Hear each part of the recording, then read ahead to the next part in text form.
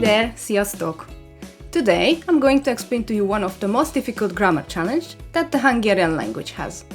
Please be aware that I did not use any AI enhancement when I created this video, so there might be some strange English sentences from me, simply because of translating my thoughts from Hungarian. My goal is to make this chapter of your Hungarian learning journey as understandable as possible. I divided this video into 4 parts. First, why do we need this? Second, how to identify and use. Third, real-life examples. Fourth, challenge yourself. If you feel like you already mastered indefinite and definite conjugation, feel free to jump to the 4th chapter and challenge yourself right away. But if you still need some refreshment, or if this whole thing is totally new to you, stay with me. Keep in mind that for understanding indefinite and definite conjugation, you need to be familiar with the accusative case, tárgyas. If you did not learn it yet, I suggest you to take a look of the topic. Later I will create a video about it and will paste it somewhere here, there, definitely down to the description. Are you ready? Let's go!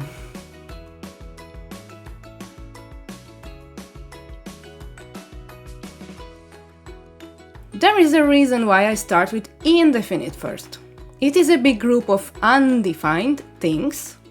Imagine yourself in a shop, ready to buy a bar of chocolate. You do not have any specific idea about it. You did not decide which one do you like. You just want to buy a chocolate. A in English stands for the indefinite article, which translates in Hungarian egy. This word, egy, also means one in Hungarian, so basically the sentence can be also translated as I want to buy one chocolate.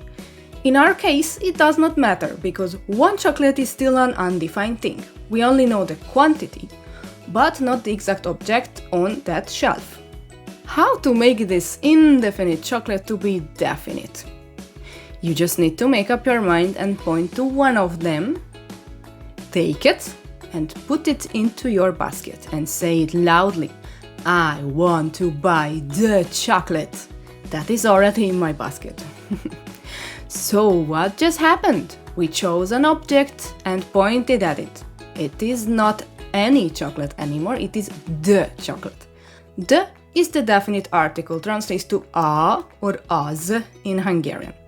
So far it is easy, right? We have this in English, we are familiar with it. But now the fun part comes. An indefinite object attracts indefinite conjugation. A definite object attracts definite conjugation. Yes. You can ask me, why do we complicate things so much? Well, for me, it gives some kind of sense of time. Something that is indefinite means yet to come, and something that is definite is already decided. When I teach Hungarian, I start with teaching indefinite conjugation. For that, I use simple verbs without an object, because I want to be the focus.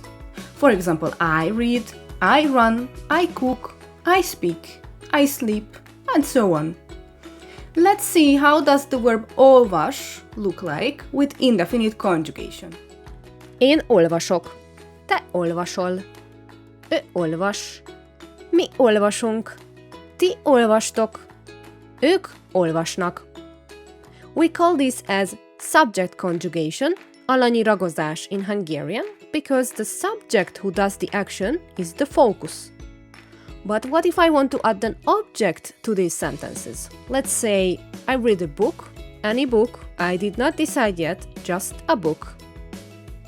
Én olvasok egy könyvet. Te olvasol egy könyvet. Ő olvas egy könyvet. Mi olvasunk egy könyvet. Ti olvastok egy könyvet. Ők olvasnak egy könyvet. So far so good, we use the accusative case because the book is affected, or as I always say, suffering from the action. Now let's see what happens if I know exactly which book I want to read. Én olvasom a könyvet. Te olvasod a könyvet. Ő olvassa a könyvet. Mi olvassuk a könyvet. Ti olvassátok a könyvet. Ők olvassák a könyvet. We call this as object conjugation, tárgyas ragozás in Hungarian, because now the object that the action happens with is the focus. Let's give another twist to this. In this word order, it sounds more natural for a Hungarian. A könyvet olvasom. A könyvet olvasod. A könyvet olvassa. A könyvet olvassuk. A könyvet olvassátok. A könyvet olvassák. And if you really want to point to the exact book, I say this. Azt a könyvet olvasom. Azt a könyvet olvasod. Azt a könyvet olvassa. Azt a könyvet olvassuk. Azt a könyvet olvassátok. Azt a könyvet olvassák. If you're still with me at this point, please give yourself a tap on the shoulder. I am proud of you. Good job. Now, I am going to show you the definite conjugation forms. But before I do that, let's check some notes. Let's have a look again on the indefinite forms. Várok, vársz, vár, várunk, vártok, várnak. If you need some help, you can always say várok valamit, which means I wait for something. Or, if you want to use definite, várom azt. I wait for that. Let's see now all the definite forms. Várom, húzom, fizetem, nézem, sütöm, főzöm azt. Várod, húzod, fizeted, nézed, sütöd, főzöd azt. Várja, húzza, fizeti, nézi, süti, főzi azt. Várjuk, húzzuk, fizetjük, nézzük, sütjük, főzzük azt. Várjátok, húzzátok, fizetitek, nézitek, sütitek, főzitek azt. Várják, húzzák, fizetik, nézik, sütik, főzik azt. The endings are the same with the ik verbs, such as esik or isik. You just need to remove ik before conjugation, even for third person singular as well.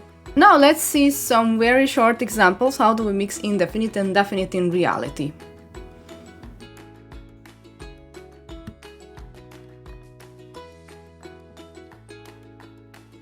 Kérek egy kenyeret.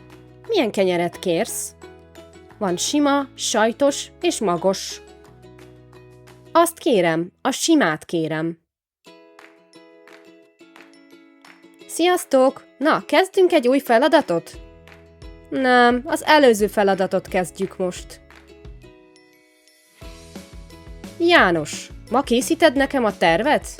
Sajnos nem, majd másik tervet készítek. Választok egy ruhát.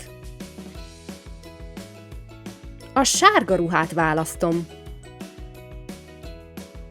Sok képet csinálsz? Most csak egy képet csinálok. Még mindig a képet csinálod?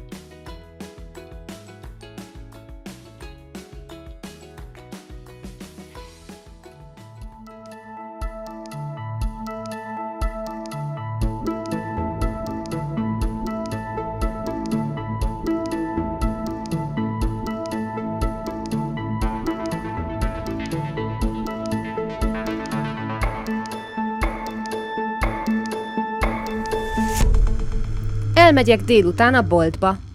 Veszek kenyeret.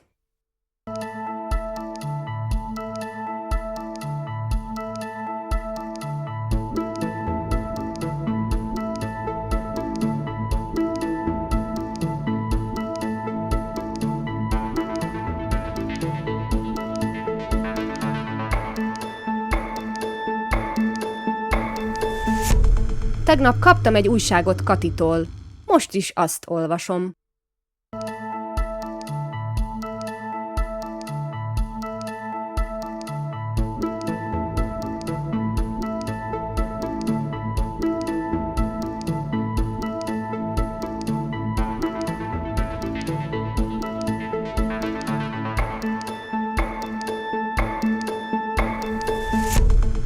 Ma vendégek jönnek hozzánk.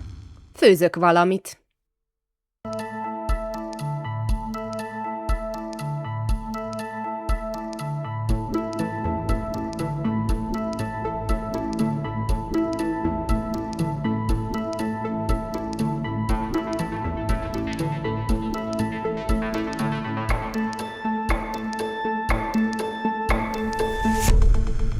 Itt van még hely. Hozok egy széket neked.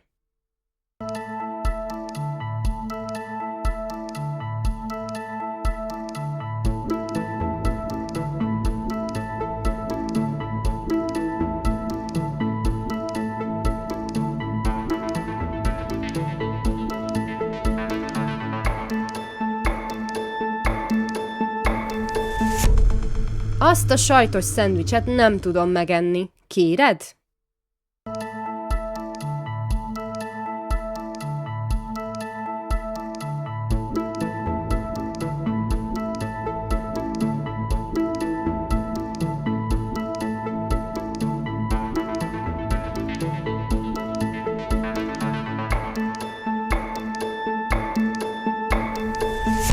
Most ne zavarj! Egy dalt írok a holnapi koncertre.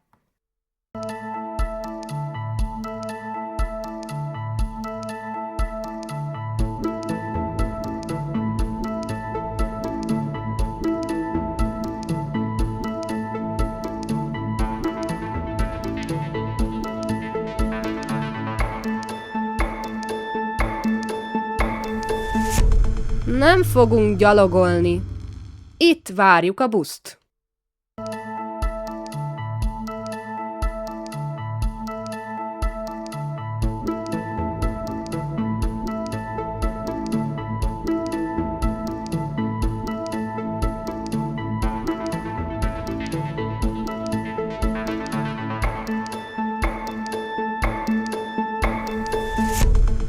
Péternek van jogosítványa. Azt az Audit vezeti.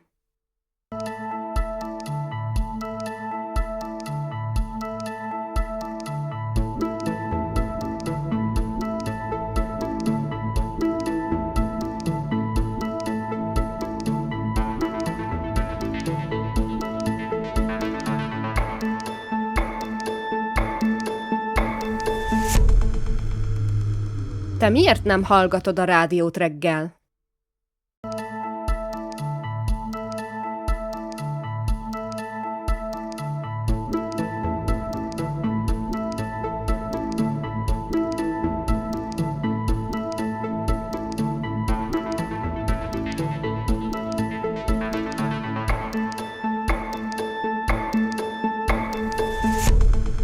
Hasznos ez a videó.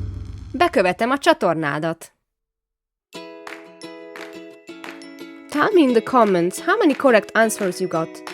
Thank you for watching the video. I will see you in the next one. Sziasztok!